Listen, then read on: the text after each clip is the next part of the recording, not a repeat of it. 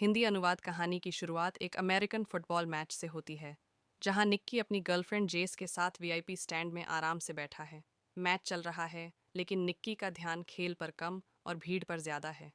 तभी उसकी नज़र एक खूबसूरत लड़की पर पड़ती है, जो अपनी सीट से उठकर बाहर जाने लगती है। यही निक्की के मन में एक शरारती ख्याल आता है। वह जेस से एक छोटा सा बेट लगाता है। चलो देखें, कितने लोग उस लड़की को मुड़कर देखते हैं। पास ही बैठा एक आदमी लियुआन भी मज़े मज़े में बेट में शामिल हो जाता है। सब लोग $10 डालते हैं और गिनती शुरू होती है। लड़की जैसे ही स्टैंड से बाहर जाती है, कुल 7 लोग पीछे मुड़कर उसे देखते हैं।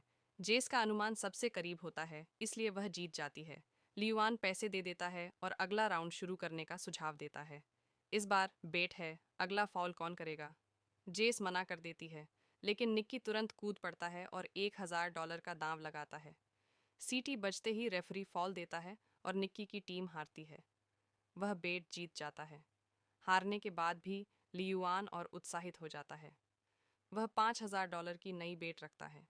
अगला खिलाड़ी पास करेगा या बॉल लेकर भागेगा। निक्की थोड़ा हिचकिचाता है, लेकिन मान जाता है। लियुआन कहता है, खिलाड़ी दौड़ेगा और निक्की, वह पास करेगा। सीटी बजती है, खिलाड़ी भागता है। निक्की $5000 हार जाता है। अब निक्की कहता है, ठीक है, बहुत हुआ, चलो कॉफ़ी पीते हैं। लेकिन लियुआन जिद करता है, वीआईपी में बैठे हो, पैसे वाले लगते हो, 5000 पर क्यों रो रहे हो। और $10,000 की नई बेट लगाता है। निक्की मान जाता है, लेकिन फिर हार जाता है। अब उसका घाटा $15,000 हो चुका है। वह झुंझलाकर $50,000 की बेट लगाता है और फिर हार जाता है। जेस उसे रोकती है, लेकिन निक्की का ईगो हावी होता जा रहा है। वह अब $1,00,000 की बेट लगा देता है और फिर हार जाता है। अब निक्की पर $1,00,000 का नुकसान हो चुका है। लियुआन उसे चिढ़ाने लगता है। गुस्से और बेबसी में निक्की बोलता है, मेरे पास 1 मिलियन बचे हैं, सब लगा देता हूँ, अब की बार कार्ड से फैसला होगा। लियुआन कार्ड खींचता है, 5 ऑफ क्लब्स। निक्की के जीतने की संभावना बहुत ज़्यादा है। वह आत्मविश्वास से कार्ड उठाता है और वह निकलता है 3 ऑफ हार्ट्स। जेस अपनी कुर्सी से गिर जाती है। निक्की अब तक $1 मिलियन से ज्यादा हार चुका है। लियुआन उसे ताना मारता है, मास्टर से पंगा लोगे तो यही होगा। निक्की रुकता है और $2 मिलियन से ज्यादा हार चुका है कि अंतिम बेट लगाता है। इस बार नियम अलग है। लियुआन दूरबीन से किसी भी खिलाड़ी को चुनेगा और निक्की को उसका जर्सी नंबर बताना होगा। लियुआन को शक होता है, तो निक्की कहता है, ठीक है, मैं नहीं, जेस बताएगी। जेस डर जाती है। मैदान में इतने खिलाड़ियों में सही नंबर कैसे चुने। लियुआन दूरबीन से एक खिलाड़ी चुनता है। जेस दूरबीन उठाती है। नंबरों का समंदर। तभी उसे एक चेहरा दिखता है। फरहाद, नंबर 55। उसे निक्की के शब्द याद आते हैं, जो नंबर तुम्हें अपना लगे वही कहना। जेस बोलती है, 55 नंबर सही होता है। लियुआन स्तब्ध। निक्की और जेस बेट जीत जाते हैं।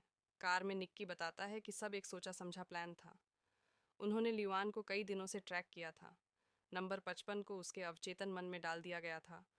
गार्ड की बैज पर, रोड साइन पर, गाने में, 124 बार रिपीट होने वाले नंबर में, यहाँ तक कि फरहाद की फ़ोटो भी दिखाई गई थी। लियुआन बिना जाने ही 55 को चुन लेगा। यही उनकी चाल थी। जेस को पहले कुछ नहीं बताया गया था, ताकि उसकी एक्टिंग नेचुरल रहे। इसके बाद कहानी कुछ दिन पीछे जाती है।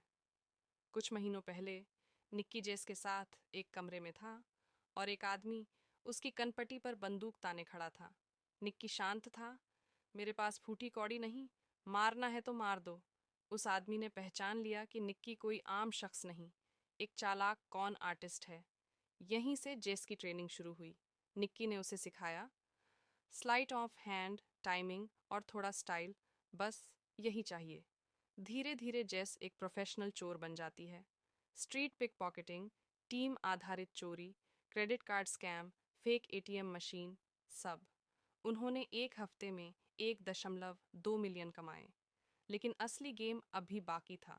वीआईपी स्टेडियम बेट, जहां निक्की जेस को इमोशनल ट्रिक से इस्तेमाल कर रहा था। काम पूरा होते ही वह उसे सिर्फ $80,000 देकर छोड़ देता है। जेस का दिल टूट जाता है। 3 साल बाद निक्की अब कंगाल सा है।